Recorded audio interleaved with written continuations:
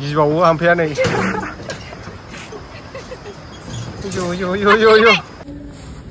गरम लागिले ना कोटपुरा शिवसागर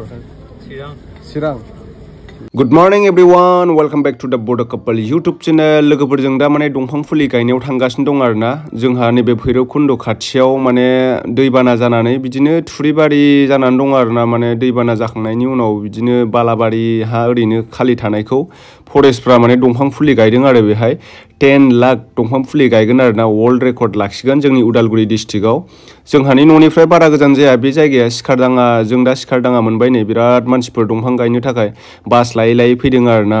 गोजान गोजाननिफ्राय बेनिफ्राय जों दा बेहाय थांगासिनो दङ जोंनि बड'लेण्ड ओनसोलाव दंफांफ्रा जोबलांनायनिफ्राय जोबलांनो हमबायमोन नालाय बेनिखायनो जोंहा फरेस्ट डिपार्टमेन्टआ रैखाथिनि थाखाय जोंनि आबहावानि थाखाय बेनिफ्राय पलुसननि थाखायबो दंफां फुलि गायदों आरोना वर्ल्ड रेकर्डजों सोमोन्दो लाखिनानै माने जोंनि उदालगुरि डिस्ट्रिक्टआव भैरबकुन्द होननाय जायगायाव जायनाखि पिकनिक स्पट बे पिकनिक स्पटनिफ्राय बारा गोजान जाया बेहाय हा खालि ओरैनो थानाय दंमोन नालाय दैबानाजों बुसावनानै बाला बिदिनो खासिबारि हाग्राबारि जानायखौ माने दंफां गायनो थाखाय बिदिनो हाजिराफोरबो लादों बिनिफ्राय सरकारनि मानसिफोरबो बिराद फैदों आरोना बेहाय साफा खालामनानै दिनै 24 आवार्सनि गेजेरावनो बे दंफांफोरखौ गायजोबदों आरोना बेहाय वर्ल्ड रेकर्ड लाखिनोब्ला 24 आवार्सनि गेजेरावनो गायखांनांगौनो बेखौ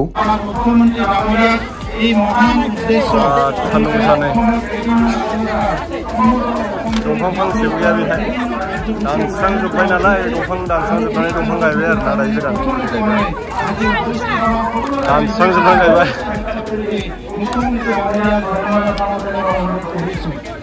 আজি গোটেই বিশ্বতে এটা সংস্কৃত আলোচিত হয় যেটো গ্লোবেল ওয়ার্মিং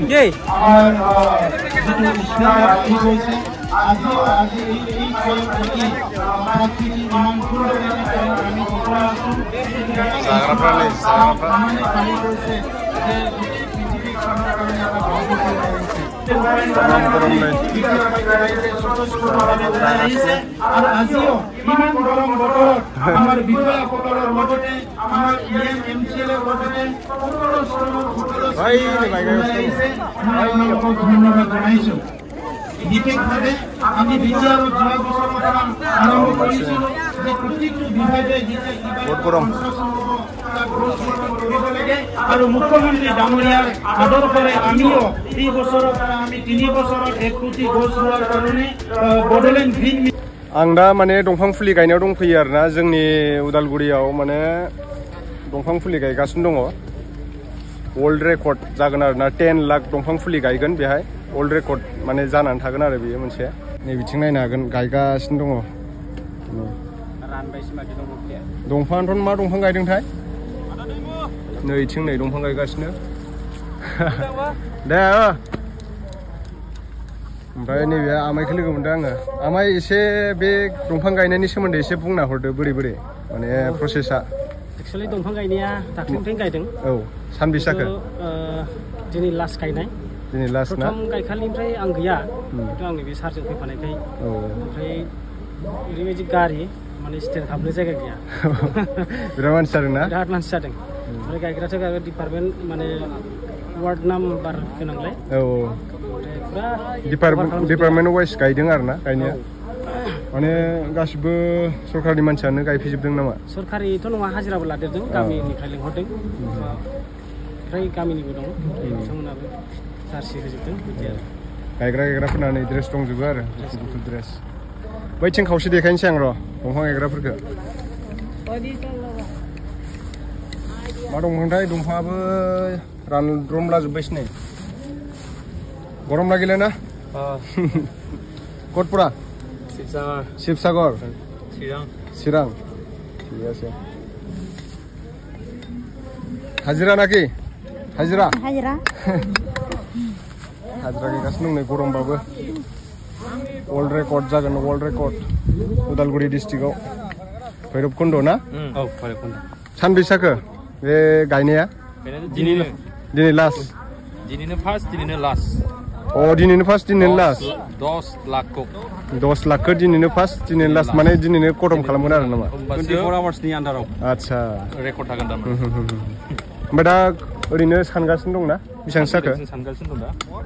बेलेग बेलेगबो जोंना दा नोंसिनि टीमाव बेसेबां जाखो दा ब्लक 5 बे गासिबो जोङो 11 जन दं आच्छा 11 जनाव मोनसे बुक होदों सानसेयावनो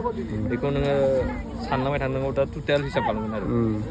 बेसेबां जाखो आरोना ओमफ्राय नोंसिनि गायगासिनो दं नै ड्रेस दंजोबो आरो दंफां गायग्राफोरनिया गासिबनाबो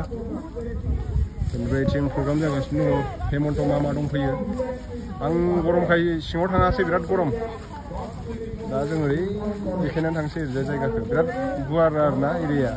ओरैनो निउसाव होनाय मथे बेसेबांबा बिगा होनदोंना 800 ना बेसेबांसो होनदोंमोनथाय बेसेबांसो दं बे अनुमान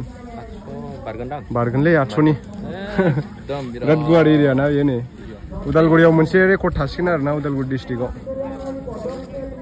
माने पलुसननि थाखायबो मोजां जासिगोन दा अक्सिजेन बारा मोनगोन आरो पलुसन जेरावबो माने पलुसन गाज्रि जाजोब्बाय नालाय कार्बन डाइ अक्साइड गेसआ बारा जाजोब्बाय बेनिखायनो दंफां लाइफां गायनाया मोजां अक्सिजेननि थाखाय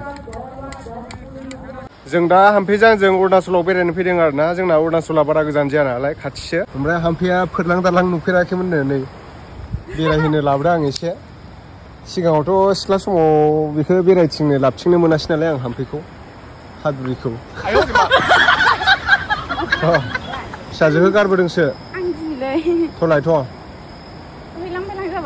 जाबाय इसेबां मावा इयो लहानिसना हाग्रा दुजोब्बाय माथो बारा मानसि फैलाना गिबावो हाम्फेया नै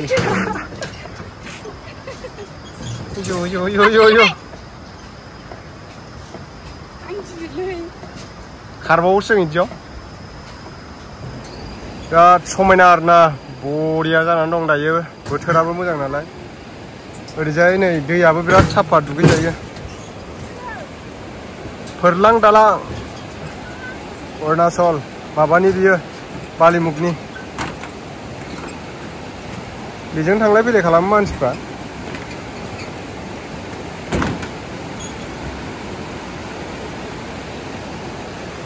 नैबेयाव दुगैनो मोजांथार आरोना हाम्फेया गिनानै फैलानोलै थांफिनसै दैया बिराद साफाखा बैसे ओमफ्राय फाकानि दालां बानायबावबाय आरो गिनाया हाम्फेया दुरबल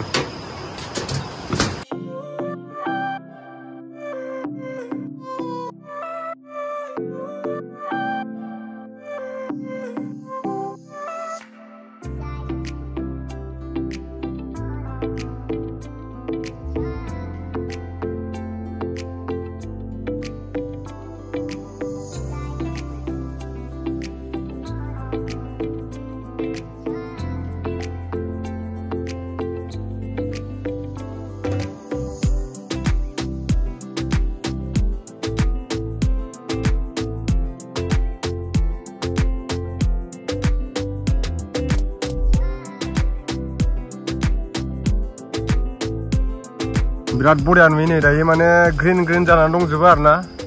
नायनो हागोन हाजो बै हाजो नुहुरनाया बे दैनिफ्राय ओरैजाय बिथिंजाय माने भुटान ओमफ्राय ओरैजाय अरुणाचल आरोना